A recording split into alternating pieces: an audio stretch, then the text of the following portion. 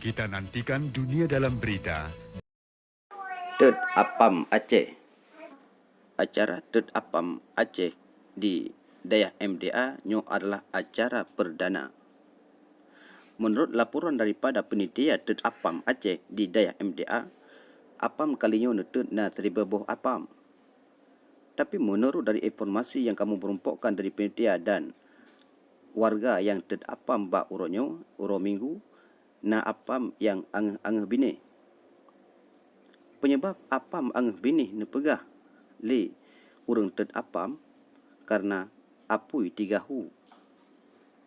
Namun walaupun Apam pihna yang ladum angeh bini, tapi menurut urang yang paju Apam nepegah lebih mangan Apam yang angeh bini. Karena Apam yang angeh bini hana tak rasa tepung, na rasa kra'u. Ta Apam yang angeh bini nepegah na rasa yang cita rasa mangan. Beda dengan Apam yang putih tat, yang hana angeh-angeh bagah tak terau tu. Apam yang netud ba uro minggunyo iaitu tirbeboh Apam. Adapun dana untuk Ted Apam tersebut iaitu nekumpul di gure-gure dan Dewan Guru Dayah Misbahul Dhulam Al-Adhiyah Putra dan Putri. Peng yang nekumpul tersebut nebelo tepung dan alat-alat Ted Apam dengan sukarela. Acara Ted Apamnyo dilaksanakan di Dayah MDA untuk ditepa oleh santriwan dan santriwati yang adalah budaya indatu dan ulama-ulama kubah jamun. Bulan Ted Apam yang identik dengan bulan Apam, menye bulan Arab keken bulan Rajab.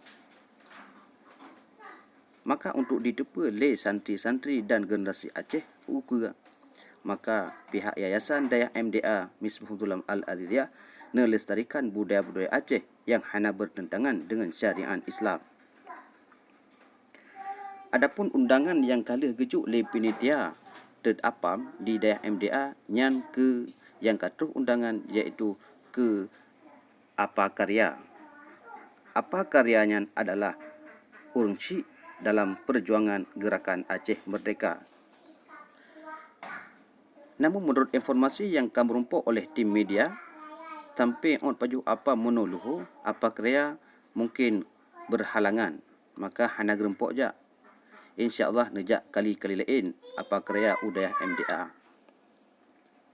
Pesan daripada penitia PHBI tentang Ted Apam di Dayah MDA, nyo bagi warga Aceh di sekitar Lumputu dan sekitarnya, nyo kajit ngedaftar anak-anak di Dayah MDA. Karena nyo adalah gelombang yang kedua dan yang kelih untuk santri baru. Adapun santri baru yang kalih terdaftar dan kalih dipersetuju oleh Abi Asbahani dan Dewan Guru di MDA kerana 200 lebih. Menye urang dah nak daftar urangnya, maka daftar mentang terbuka gelombang kedua dan yang kelih.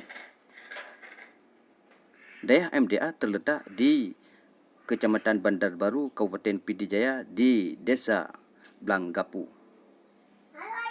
InsyaAllah ke depan penitia penerimaan santri baru tahun 2020 hingga seterusnya nan buka S1 dan S2 yang bekerjasama dengan Uniki Biren. Bagi Dewan Guru dan santri-santri yang kami letak sini yang di sini lanjutkan sekolah S1 dan S2 dan langsung mengajar di tempat dayahnya tersebut.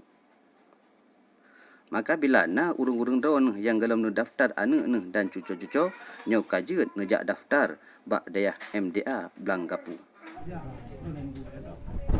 Sekian dan terima kasih. Assalamualaikum warahmatullahi wabarakatuh.